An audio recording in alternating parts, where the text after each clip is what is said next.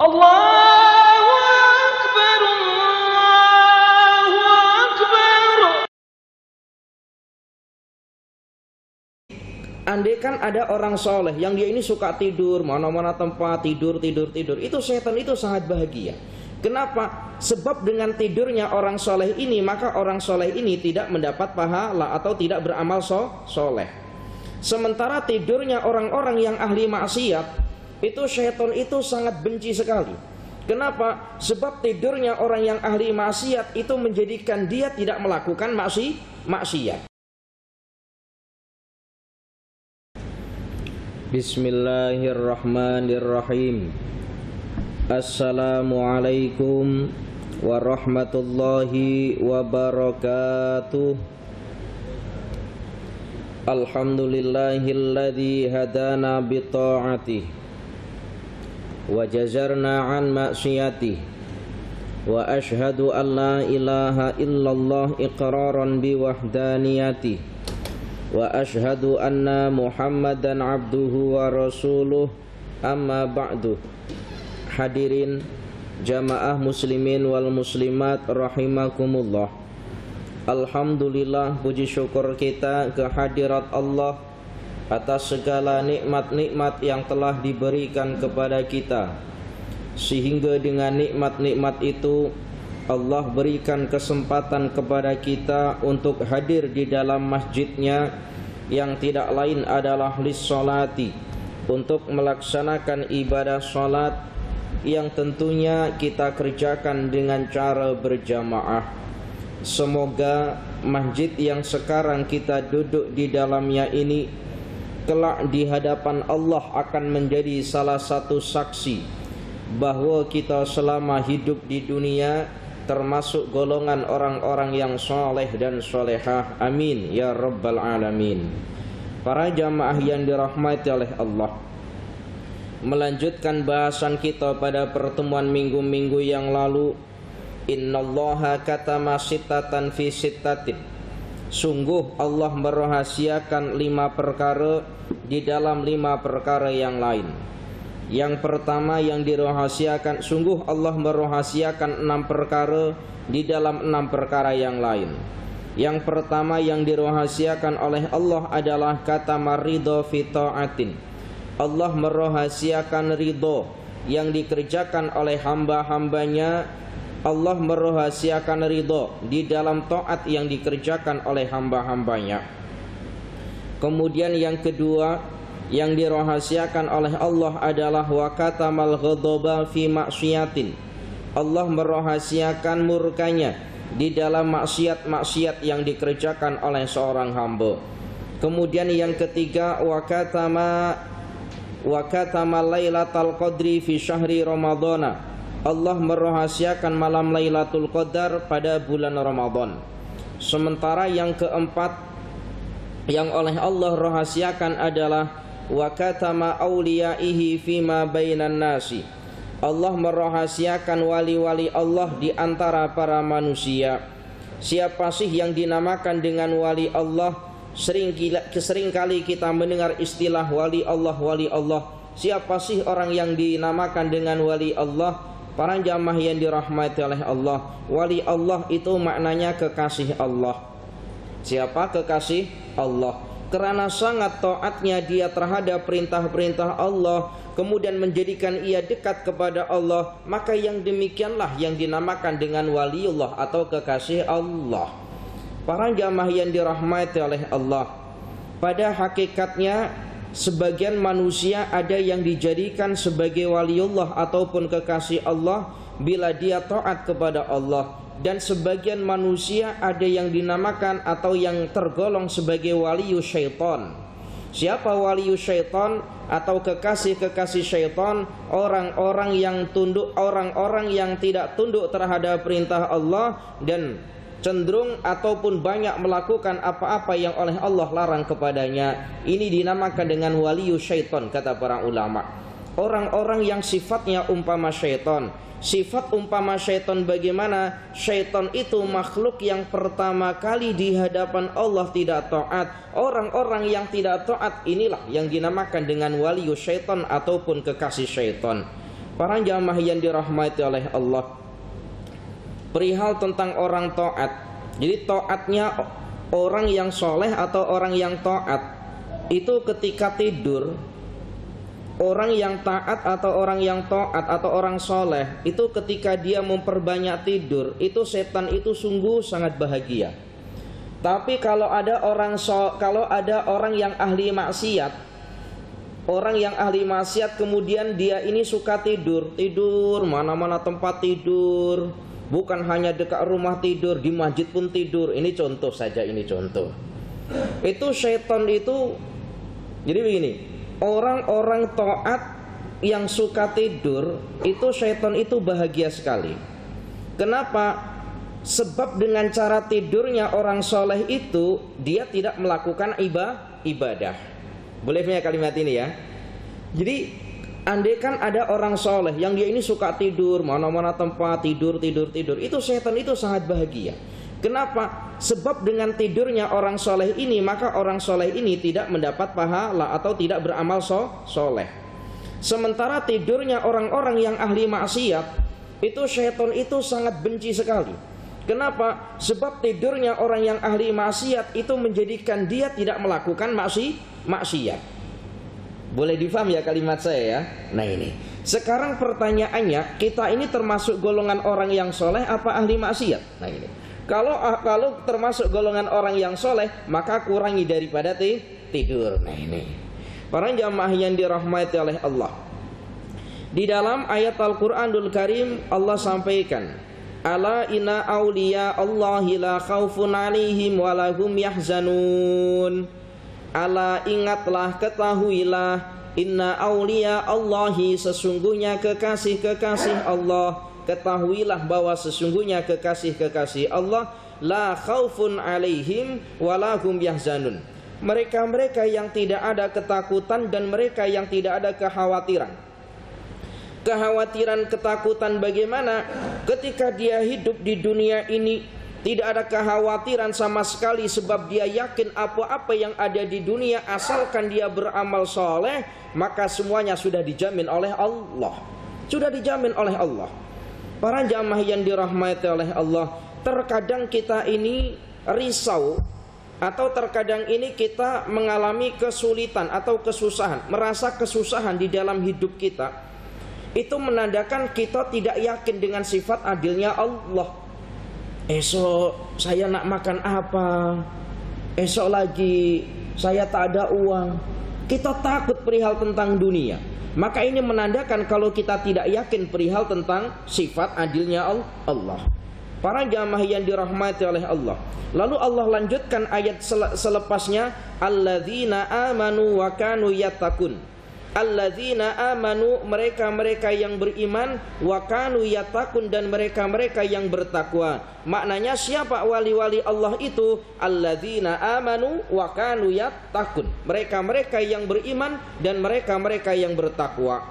Para jamaah yang dirahmati oleh Allah, wali Allah secara itu terbagi menjadi dua. Kekasih Allah itu secara terbagi menjadi dua. Yang pertama adalah wali Allah secara am. Siapakah wali Allah yang secara am? Alladzina amanu wa kanu yattaqun. Mereka-mereka yang beriman dan mereka-mereka yang bertakwa. Maknanya hanya sebatas iman dan takwa, kedekatannya kepada Allah tidak terlalu dekat. Ini pun menjadi wali Allah secara am. Umpama kita orang-orang awam semacam ini, Allah perintahkan kita sholat, kita sholat. Allah perintahkan kita berpuasa, kita puasa. Apa-apa yang oleh Allah perintahkan kepada kita, kita laksanakan. Ini dinamakan dengan wali Allah atau kekasih Allah secara am. Lalu ada yang dinamakan dengan wali Allah secara khas atau secara khusus. Siapakah wali Allah yang dinamakan secara khusus atau secara khas? Orang-orang yang tunduk terhadap perintah Allah, mereka-mereka yang tunduk ataupun takwa kepada Allah. Kerana taatnya kepada Allah yang begitu taat, ia dekat kepada Allah sehingga Allah memberikan kelebihan kepada mereka. Nah, kelebihan-kelebihan yang diberikan kepada orang-orang yang bertakwa, orang-orang yang beriman, yang derajatnya sudah sangat dekat kepada Allah, maka kelebihan-kelebihan itu dinamakan dengan karamah. Apa? Karomah. Para jamaah yang dirahmati oleh Allah, jadi ada kelebihan yang diberikan kepada orang soleh, ada kelebihan yang diberikan kepada para nabi, ada kelebihan yang diberikan kepada orang zalim. Kalau kelebihan itu oleh Allah diberikan kepada orang soleh, maka dinamakan dengan karamah. Sementara bila kelebihan itu diberikan kepada para nabi, maka kelebihan itu dinamakan dengan mu'jizat.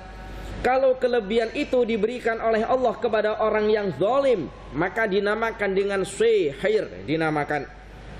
Jadi kalau semisal ada orang nampak tak pernah sholat, tak pernah puasa, tapi dia punya kelebihan, umpama apa kelebihan, boleh menyembuhkan orang yang sakit yang tidak ada orang boleh menyembuhkan, dia boleh sembuhkan. Lalu jangan kemudian kita kata, oh itu wali Allah. Sihir, sholat saja nggak pernah. Para jamaah yang dirahmati oleh Allah, perihal tentang karomah-karomah itu banyak sekali diceritakan di dalam ayat Al-Quranul Karim. Termasuk, jadi karomah tadi apa? Kelebihan yang oleh Allah berikan kepada orang-orang soleh. Di dalam ayat Al-Quranul Karim Allah ceritakan, fataqabbalaha rabbuha biqabulin hasanin wa ambataha nabatan hasana wa kaffalaha Zakaria kullama dakhala 'alaiha Zakaria al-mihraba wajada 'indaha rizqa qala ya Maryamu anna laki hadha qalat huwa min 'indillah innallaha yarzuqu man yasha'u bi khairi hisab. Ayat ini menceritakan perihal tentang Sayyidah Maryam. Siapakah Sayyidah Maryam itu? Ibunda daripada Nabi Isa alaihi salam.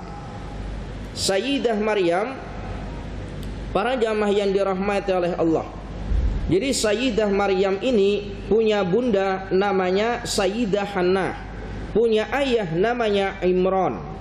Imran dengan Sayyidah Hannah ini bertahun-tahun nikah, bertahun-tahun lamanya belum punya keturunan. Lalu Sayyidah Hannah atau bunda daripada Sayyidah Maryam ini nanti ini bernazar, andaikan saya punya anak, maka anak saya akan saya titipkan untuk dididik ilmu agama sehingga akan menjadi orang yang faham ilmu agama. Ternyata betul, tidak lama kemudian daripada nazar ini kemudian hamil, lahirlah bayi. Yang bayi ini kemudian diberi nama Sayyidah Maryam. Jadi Sayyidah Maryam ini putra daripada Imran dan Hannah. Kemudian Sayyidah Maryam ini karena asbab nazarnya kedua orang tuanya yang bernama Imran dan Sayyidah Hannah, Sayyidah Maryam ini bayinya diberikan kepada pamannya untuk dididik, untuk diajarkan ilmu agama. Siapa pamannya? Bernama Nabi Zakaria. Oleh Nabi Zakaria, Sayyidah Maryam ini dididik dengan pendidikan ilmu agama, ditempatkan pada satu yang namanya mihrab. Mihrab itu umpama satu tempat yang memang khusus digunakan untuk beribadah, itu namanya mihrab. Sayyidah Maryam itu ditempatkan di mihrab, tidak ada orang yang masuk kecuali Nabi Zakaria alaihi salam. Suatu hari ketika Nabi Zakaria masuk di dalam mihrab, dia ternampak di sisinya Sayyidah Maryam itu ada makanan, padahal tidak ada orang yang masuk di dalamnya, tetapi penuh dengan makanan. Ditanyalah oleh Nabi Zakaria, qala ya Maryam anni laka hadza, wahai Maryam, dari mana ini bersumber atau dari mana ini engkau dapatkan? Apa jawab Sayyidah Maryam? Qalat huwa min indillah. Sayyidah Maryam menjawab, ini adalah daripada Allah Azza wa Jalla. Maknanya apa? Ini adalah kelebihan yang oleh Allah berikan kepada Sayyidah Maryam. Maka dinamakan dengan karamah, sebab Sayyidah Maryam bukan termasuk nabi. Boleh paham ya ini ya? Masya Allah. Nah kalau zaman sekarang semisal kita tinggal anak kita duduk kat rumah, yang laki-laki pergi kerja, yang perempuan pergi kerja, balik-balik orang tuanya nampak di rumah banyak makanan, kemudian jangan kemudian kita kira, oh ini karomah anak saya. Bukan, belanja online. Apa? Belanja online. Nah kalau dulu tak ada yang namanya Grab, tak ada GrabFood, tak ada. Ya Allahu ya Karim. Para jamaah yang dirahmati oleh Allah, Masya Allah. Kemudian ada karomah. Karomah para sahabat, diantaranya adalah karomahnya Sayyidina Abu Bakar As-Siddiq. Sahabat Abu Bakar As-Siddiq itu punya karomah atau punya kelebihan. Suatu hari Abu Bakar As-Siddiq kedatangan 3 orang tetamu ke rumahnya. Lalu sahabat Abu Bakar As-Siddiq hendak menjamu makanan kepada 3 tetamunya. Pergilah ke belakang berjumpa dengan istrinya. Wahai istriku, ada makanan apa dekat dapur ini? Lalu kata istrinya, wahai suamiku, ada makanan tetapi tidak cukup untuk makan 3 orang tetamu. Lalu sahabat Abu Bakar As-Siddiq dengan keyakinannya bahwa rizki itu yang memberikan bukan manusia, tapi yang memberikan adalah Allah. Yang menanggung rizki bukan manusia, yang menanggung rizki adalah Allah. Dengan penuh keyakinannya sahabat Abu Bakar As-Siddiq menjemput 3 tetamunya untuk makan. Ketika tetamunya makan, makanan dimakan, ditambah lagi makanannya, itu tak habis-habis makanannya. Makanan yang ada di meja itu tidak habis-habis. Umpama makanan yang belum termakan. Sampai 3 tetamunya itu kenyang, sahabat Abu Bakar As-Siddiq tengok makanan itu umpama yang memang belum termakan. Akhirnya apa? Sahabat Abu Bakar As-Siddiq menghadap kepada baginda Nabi Sallallahu Alaihi Wasallam menceritakan perihal tentang peristiwa tadi. Para jamaah yang dirahmati oleh Allah, ketika Abu Bakar As-Siddiq menceritakan di hadapan baginda Nabi, sahabat-sahabat yang lain itu mendengar cerita perihal tentang sahabat Abu Bakar tadi itu. Sehingga apa? Sahabat-sahabat yang mendengar ceritanya daripada sahabat Abu Bakar As-Siddiq tadi itu yang berupa makanan, semuanya pergi ke rumahnya sahabat Abu Bakar As-Siddiq untuk memakan makanan yang dikira tak habis-habis kalau dimakan. Ternyata betul tak habis-habis dimakan. Masya Allah. Para jamaah yang dirahmati oleh Allah, ya jumlah sesekali kita coba di masjid ini. Buat jamuan sikit sahaja, jemput semua ahli qaryah, ahli masjid. Makanan cukup untuk 10 orang, jemput 100 orang. Agak-agak macam mana? Yakin dah yang memberikan rezeki Allah cukup. Bukan hanya cukup makanannya, pinggan-pinggannya habis. Nah, ini. Para jamaah yang dirahmati oleh Allah, Masya Allah. Para jamaah yang dirahmati oleh Allah. Kemudian yang kelima, ini cerita terhadap karomahnya sahabat Abu Bakar As-Siddiq. Ada sahabat Khalid bin Walid. Khalid bin Walid itu seorang pemimpin atau komandan perang. Di tengah peperangan ada seorang laskar mengadu kepada Khalid bin Walid. Wahai pimpinan perang Khalid bin Walid, di sini ada nampak air, tetapi air ini sudah diracun oleh orang-orang kafir. Jangan pernah kita minum air tersebut, kata seorang laskar di hadapan Khalid bin Walid.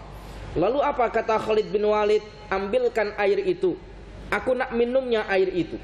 Memang betul air itu sudah diracun oleh orang kufar ketika diminum oleh sahabat Khalid bin Walid. Sahabat Khalid bin Walid pun tetap dalam keadaan sehat. Tapi tolong ini jangan dicoba, mati betul kalau kita. Jangan dicoba, mati betul kalau kita. Para jamaah yang dirahmati oleh Allah, sebab apa? Kedekatannya kepada Allah yang luar biasa. Kita sholat saja terkadang pun banyak tidak khusyuknya. Puasa saja terkadang banyak mengeluhnya. Zakat saja terkadang takut kalau harta kita berkurang. Lalu kita nak coba-coba macam itu, mampus betul kalau kita. Para jamaah yang dirahmati oleh Allah. Kemudian yang kelima, yang dirahasiakan oleh Allah adalah wa katamal umura. Yang kelima yang dirahasiakan oleh Allah adalah wa katamal mauta fil umuri. Allah merahasiakan mati di dalam umur seorang hamba. Apa? Allah merahasiakan mati di dalam umur seorang hamba. Bila mati kita, tidak ada yang tahu. Tidak ada yang tahu. Tugas kita mempersiapkan kematian kita. Sebab baginda Nabi Muhammad sallallahu alaihi wasallam bersabda, al-kayyisu man dana nafsahu wa amila lima ba'dal mauti. Orang yang cerdik adalah orang yang cerdik atau orang yang pandai adalah orang yang mempersiapkan kehidupan selepas kematiannya. Yang bermana kita mempersiapkan kehidupan akhirat kelak. Ini orang yang cerdik, kata baginda Nabi. Dan sebaliknya, orang yang lemah, itu baginda Nabi itu menggunakan kalimat al-kayyisu man dana nafsahu wa amila lima ba'dal mauti. Kemudian wal ajizu. Sementara kita tahu ya, kalau lawan kata orang yang pandai itu lawannya apa? Orang bodoh. Tetapi baginda Nabi tidak sebut orang bodoh, tetapi dengan kalimat wal ajizu, orang yang lemah. Orang yang lemah adalah orang yang menuruti hawa nafsunya di dunia dan tidak mempersiapkan kehidupan selepas kematiannya. Para jamaah yang dirahmati oleh Allah, ini memberikan pengajaran kepada kita para jamaah. Kalau semisal kita tengok ada orang yang tidak sepandai kita, ada orang yang tidak sealim kita, maka jangan mudah-mudah kita kata atau kita sebut dengan orang jahil. Jangan. Ini memberikan pengajaran, hadis ini memberikan pengajaran kepada kita. Baginda Nabi saja tidak menyebut dengan istilah jahil, tetapi orang yang lemah. Para jamaah yang dirahmati oleh Allah, umur mati itu di dalam umur kita itu oleh Allah rahasiakan. Bila kita nanti mati, apakah usia 50, usia 60, 70 tahun, adakah mati kita dalam keadaan sehat atau ketika kita dalam keadaan sakit? Apakah mati kita dalam keadaan beribadah atau sebaliknya, wa na'udzubillah, mati kita dalam keadaan bermaksiat? Kita tidak mengetahuinya. Kita persiapkan saja. Karena kita tidak tahu bila mati kita, persiapkan hari-hari kita untuk beramal soleh dengan harapan, ya Allah, semoga Engkau ambil ruhku ya Allah ketika aku melakukan amal soleh. Orang-orang yang ahli maksiat, ketika orang-orang yang ahli maksiat, dia lupa, dia tidak ingat akan kematiannya.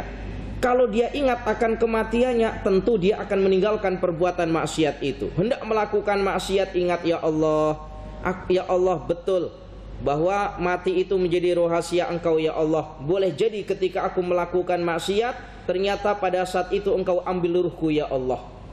Mati dalam keadaan bermaksiat. Pada pertemuan yang pertama kali Ustadz duduk di hadapan para jamaah, Ustadz menjelaskan 6 perkara yang wajib untuk ditakuti oleh seorang mukmin. Di antara 6 perkara yang wajib untuk kita takuti adalah min kibalil malakil mauti, takut yang bersumber daripada malaikat maut. Takut akan apa yang bersumber daripada malaikat maut? Takut ayyakhuda ruhahu hala kaunihi fi ghaflatin anillahi ta'ala baghtatan. Takut bila malaikat maut akan mengambil ruh kita, takut bila malaikat maut akan mengambil nyawa kita ketika kita dalam keadaan ghaflah, dalam keadaan kita lupa kepada Allah, bermakna dalam keadaan bermaksiat kepada Allah, dan mati kita secara mengejut sebelum kita melakukan taubat. Ini yang kita takuti. Pada pertemuan Ustadz pertama kali masuk di masjid ini tahun berapa? 2018 ya. Tahun berapa Ustadz pertama kali masuk? Tak ingat. Pokoknya lama lah. Lama Ustadz, lama. Para jamaah yang dirahmati oleh Allah, dan saya Ustadz ingat sekali pertemuan pertama Ustadz membahas perihal tentang itu. Agak-agak ada yang masih ingat tak? 6 perkara yang wajib untuk kita takuti itu apa? Yang pertama, takut min kibalillah, takut yang bersumber daripada arah Allah. Takut bila Allah akan mengambil iman atau Islam kita tatkala kita sakaratul maut. Yang kedua, takut min kibalil hafadzah, takut yang bersumber daripada malaikat hafadzah. Siapakah malaikat hafadzah? Malaikat pencatat amal. Takut bila amal keburukan kita nanti akan dibuka pada hari kiamat. Yang ketiga, takut yang bersumber daripada arah syaitan. Apa takut yang bersumber daripada arah syaitan? Takut apabila syaitan membatalkan semua amal-amal soleh kita. Yang keempat, takut yang bersumber daripada malaikat maut. Takut bila malaikat maut akan mengambil ruh kita ketika kita bermaksiat kepada Allah sebelum kita bertaubat. Yang kelima, takut yang bersumber daripada arah dunia. Takut bila dunia ini melalaikan kita dan melupakan kita kepada perkara akhirat. Kemudian yang keenam, takut yang bersumber daripada keluarga kita. Takut akan apa terhadap keluarga-keluarga kita? Takut bila asbab keluarga kita ini menyibukkan kita sehingga kita lupa zikir kepada Allah. Ini pertama dah Ustaz terangkan. Para jamaah yang dirahmati oleh Allah.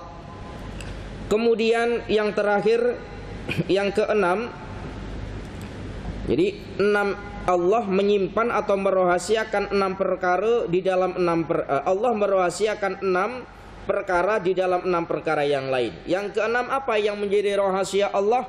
Yang keenam adalah wa katamas sholatal wusta fis sholawati.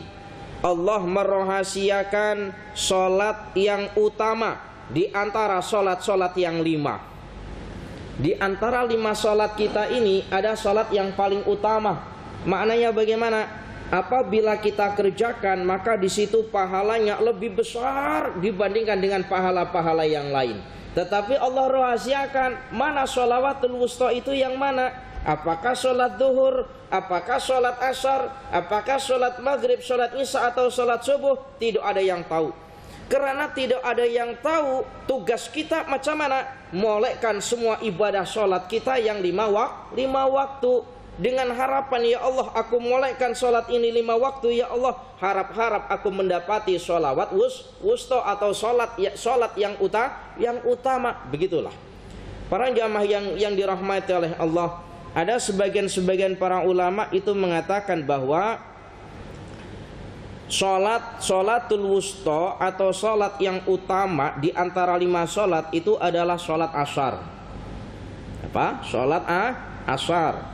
Kenapa dengan sholat asar? Karena sholat asar ini adalah sholat yang terberat untuk kita kerjakan dan banyak orang yang menunda-nunda untuk mengerjakannya. Sholat asar, coba Ustaz tanya ya, Ustaz tanya. Sholat maghrib di masjid ini dengan sholat asarnya itu jamaahnya lebih banyak mana? Lebih banyak mana? Antara sholat maghrib dengan sholat asar. Maghrib. Kemudian asar dengan isya jamaahnya lebih banyak mana? Lebih banyak isya dibandingkan dengan asar. Dan banyak masjid-masjid demikian. Kenapa? Sebab pada saat itu kita tengah disibukkan dengan urusan-urusan dunia yang belum selesai. Itu kata para ulama bahwa sholawatul wusta itu ada pada ibadah sholat asar. Kenapa? Sebab ibadah sholat asar pada saat itu waktunya sempit dan banyak orang masih sibuk dengan urusan-urusan dunia. Para jamaah yang dirahmati oleh Allah. Para jamaah yang dirahmati oleh Allah. Cukup, ini adalah 6 perkara yang dirahasiakan oleh Allah. Kemudian nasihat selanjutnya daripada beliau Syekh Nawawi Al-Bantani berkenaan dengan man aradad dunya wa ikhtaraha 'alal akhirati aqabahullahu bisiti uqubatin. Nasihat selanjutnya adalah berkenaan dengan orang-orang yang lebih memilih kehidupan dunia dan mengakhirkan kehidupan akhiratnya.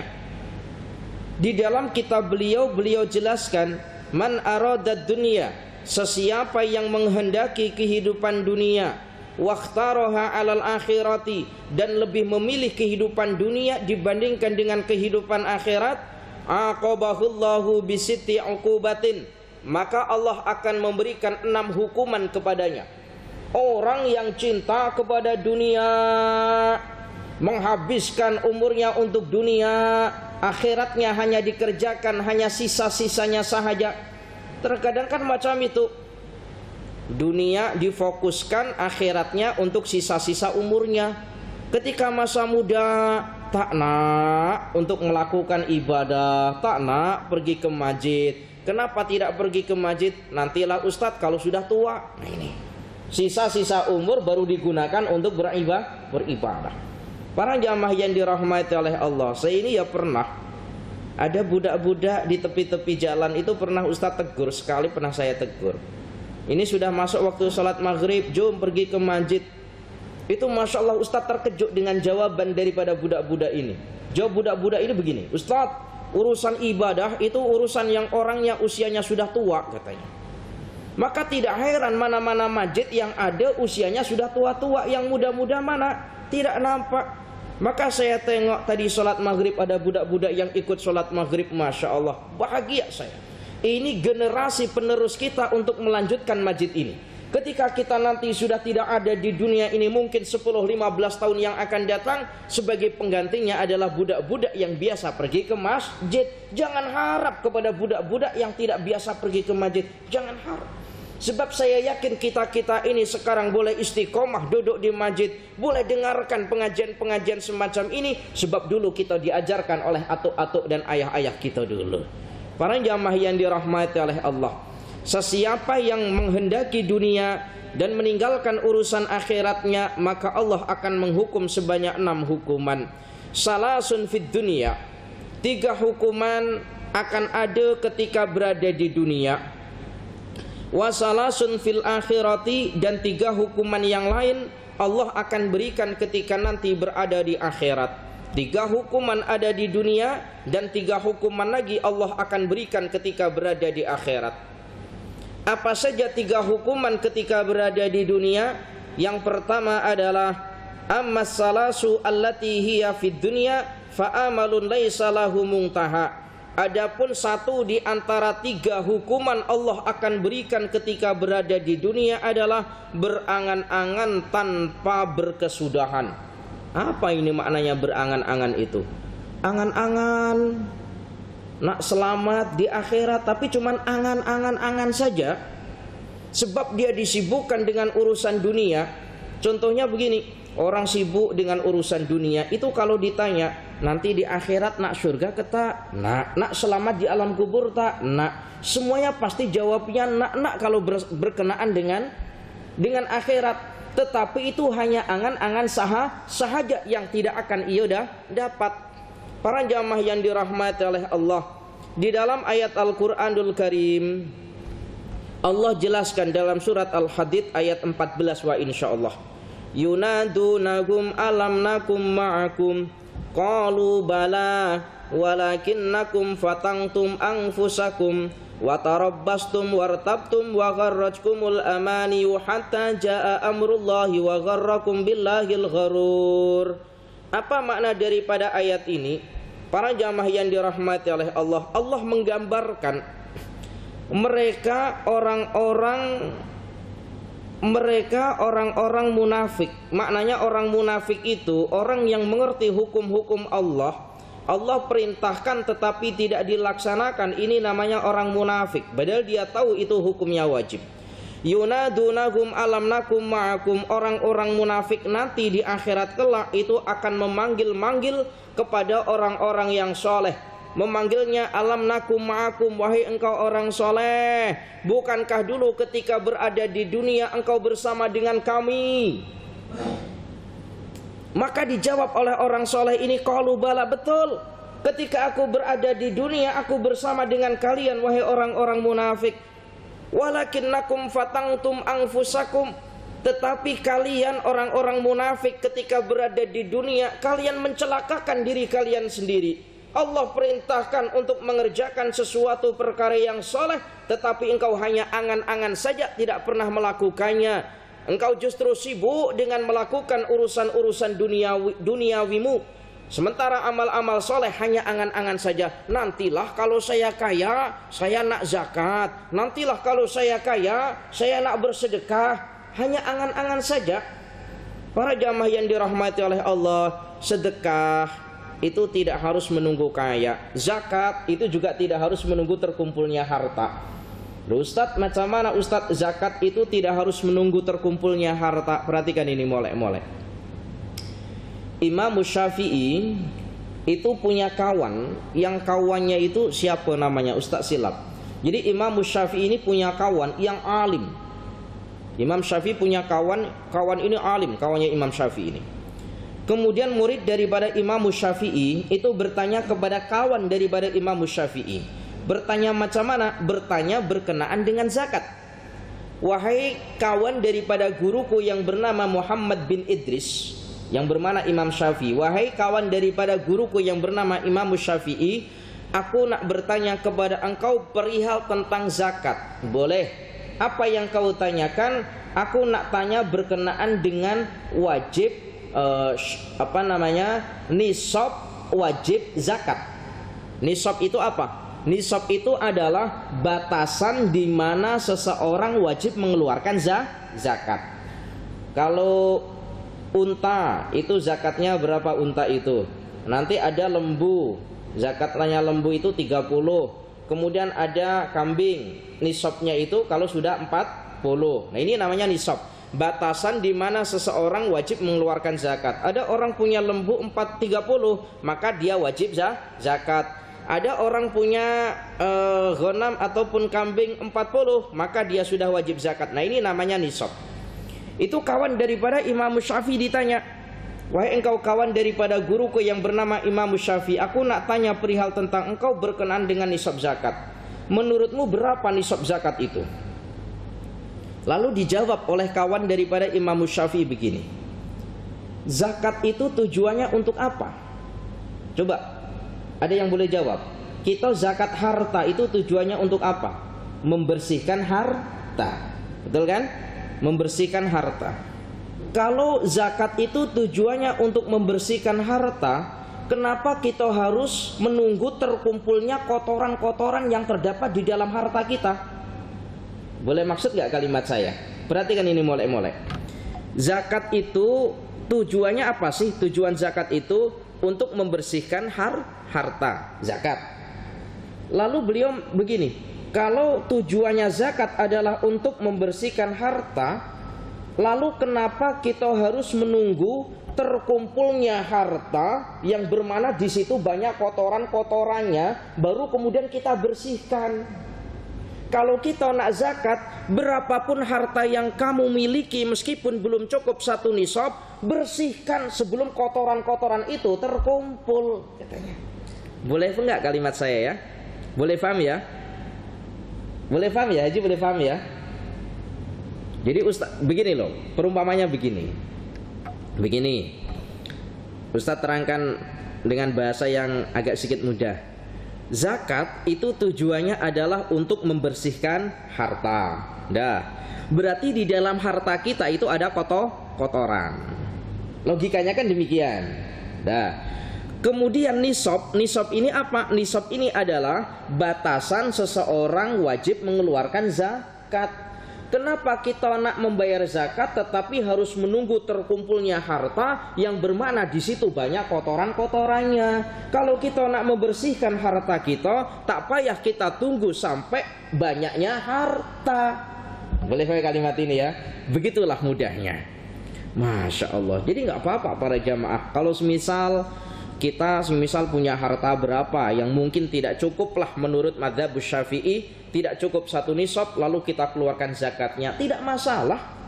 Tidak masalah. Para jamaah yang dirahmati oleh Allah, kembali dalam bahasan kita. Yunadunahum alam nakum ma'akum qalu bala walakinnakum fatangtum anfusakum. Jadi orang-orang munafik yang dia hanya berangan-angan nak selamat di akhirat, tetapi ketika berada di dunianya ia habiskan untuk urusan dunia, bukan untuk urusan akhirat. Nanti diceritakan oleh Allah, orang-orang yang demikian ini akan memanggil kawan-kawannya yang soleh dengan kalimat, bukankah aku dulu ketika berada di dunia aku bersama dengan kalian? Betul, tapi kenapa kalian selamat sementara aku tidak selamat? Maka qalu bala walakinnakum fatangtum anfusakum. Betul, engkau tidak selamat sebab engkau ketika berada di dunia engkau mencelakakan dirimu sendiri. Dengan apa? Hendak mendapat selamat di akhirat, tetapi yang demikian hanya engkau angan-angan saja, tidak engkau kerjakan. Ya Allah, apakah kita juga termasuk golongan yang demikian? Jangan sampai para jamaah. Janji Allah itu nyata. Apa janji Allah nyata? Dalam ayat Al-Quranul Karim, orang-orang yang selamat di akhirat kelak dan dia boleh berjumpa kepada Allah, Allah jelaskan secara sharih dalam ayat Al-Quran. Allah memberikan dua syarat kepada orang-orang yang nanti selamat di akhirat kelak.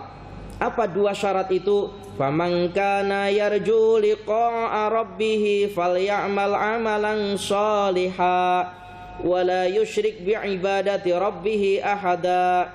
Sesiapa yang hendak Faman kana yarju liqa'a rabbih, sesiapa yang berharap liqa'a rabbih, untuk berjumpa kepada Rabbnya yang tidak lain Allah, maka Allah memberikan dua syarat. Apa dua syarat? Yang pertama, falyamal amalan sholihah, maka hendaklah dia beramal soleh. Kemudian yang kedua, wala yusyrik bi ibadati rabbih ahada, dan jangan pernah dan jangan menyekutukan Allah, yaitu dengan cara engkau beribadah sahaja kepada Allah, bukan kepada yang lainnya. Dua perkara ini mutlak, amal soleh, tidak menyekutukan Allah. Kalau ada orang di dunia beramal soleh, ahli membantu orang lain, membantu orang fakir miskin dengan hartanya, tetapi dia menyekutukan Allah, maknanya dia tidak beriman kepada Allah. Adakah dia nanti akan selamat di akhirat? Jawabnya tidak. Apa? Tidak akan selamat. Apakah orang-orang yang berbuat amal kebaikan di dunia Allah memberikan pahala kepadanya? Jawabnya, tetap Allah berikan balasan atau pahala kepadanya, tetapi pahala ia peroleh ketika berada di dunia sahaja. Ada orang umpama orang yang tidak beriman, ada orang kufar lah atau orang kafir, tetapi orang ini baik dari segi apa? Sosialnya, bukan dari segi ibadahnya. Baik dari segi sosial. Sosial itu maknanya bagaimana? Membantu orang yang miskin, membantu orang yang lemah, tapi orang kafir. Apakah Allah memberikan balasan kepadanya? Allah berikan balasan, tapi balasan itu hanya ketika berada di dunia. Di akhirat Allah tidak membalasnya. Berbeda dengan amal-amal soleh yang dikerjakan oleh orang-orang yang beriman. Ketika dia melakukan amal soleh, maka Allah berikan balasan bukan hanya di dunia, tetapi juga Allah berikan balasan di akhirat. Maka tidak sama antara orang yang beriman dengan orang yang tidak beriman. Dalam surat Sajdah yang seringkali kita baca ketika sholat hari Jumat, afaman kana mu'minan kaman kana fasiqan la yastawun. Ammal ladzina amanu wa 'amilus sholihati falahum jannatul ma'wa nuzulan bima kanu ya'malun. Betul ya Ustaz yang baca ya? Wa ammal ladzina kafaru, wa ammal ladzina kafaru fama'wahumun nar. Betul ya?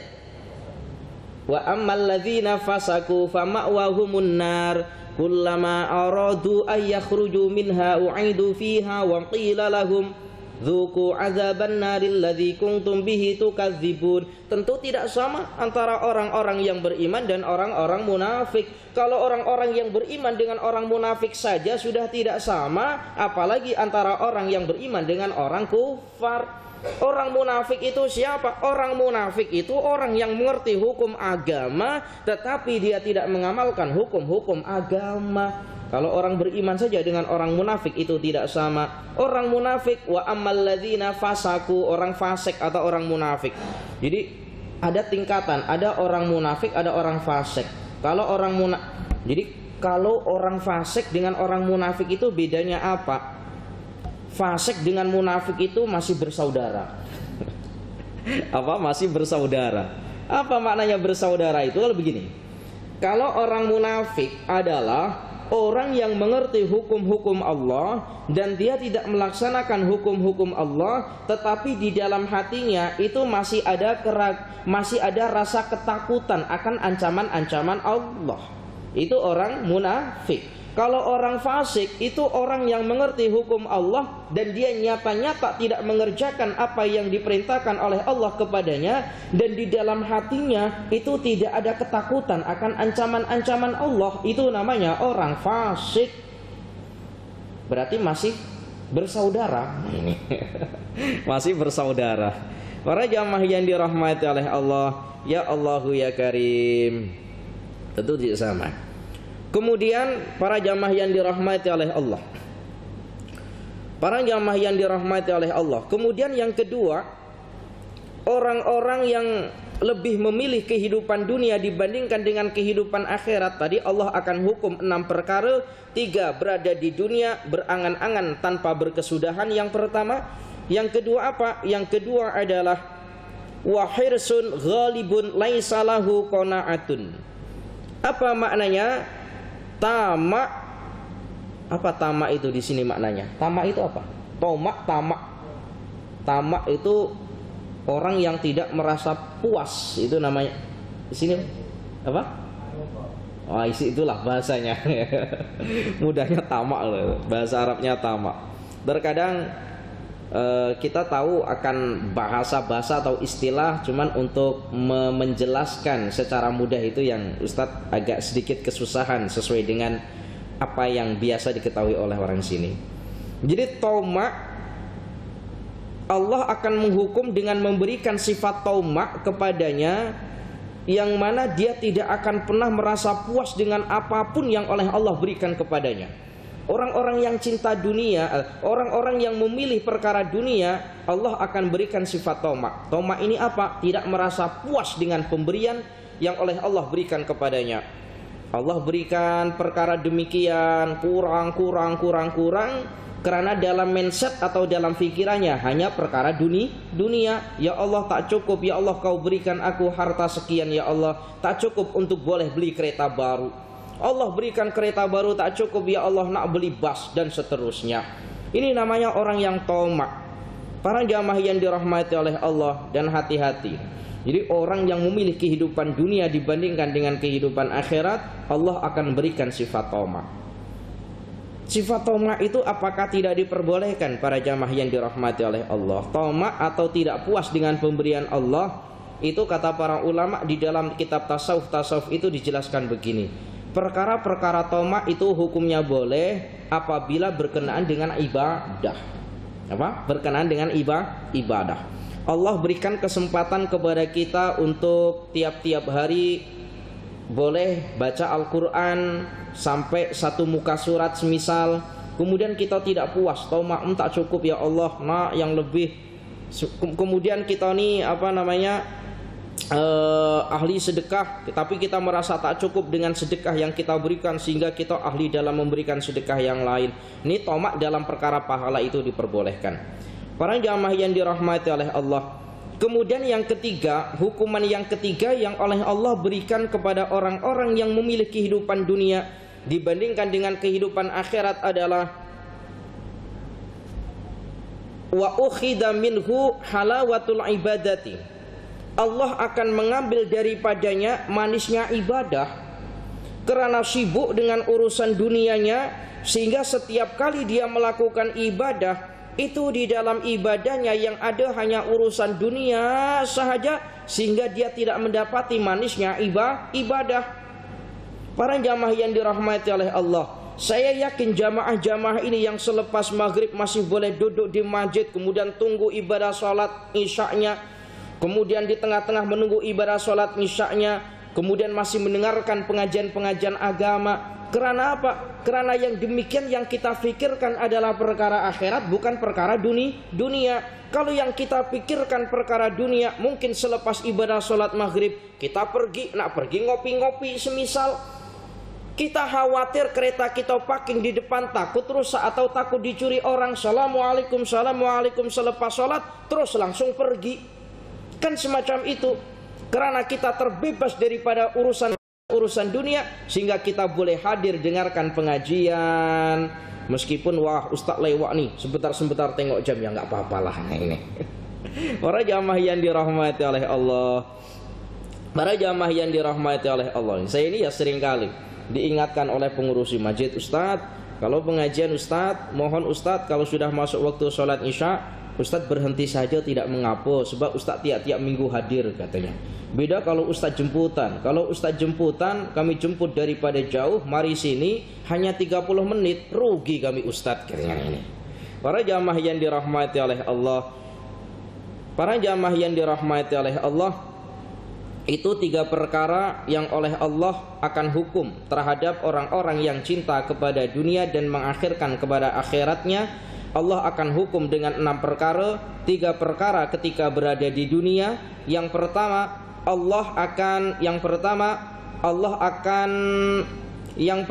adalah fa'amalun laisa lahu muntaha. Allah akan berikan angan-angan yang tidak pernah berkesudahan.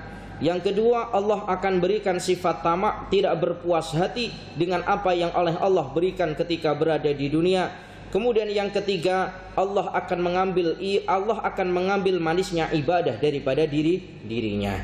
Cukup, insyaallah kita lanjutkan pada minggu hadapan, masih dalam bahasan yang sama, 6 hukuman yang oleh Allah berikan kepada orang-orang yang lebih memilih kehidupan dunia dibandingkan dengan kehidupan akhirat. Insyaallah kita lanjutkan minggu hadapan. Al-afu minkum, ihdinas siratal mustaqim. Tsumma assalamu alaikum warahmatullahi wabarakatuh.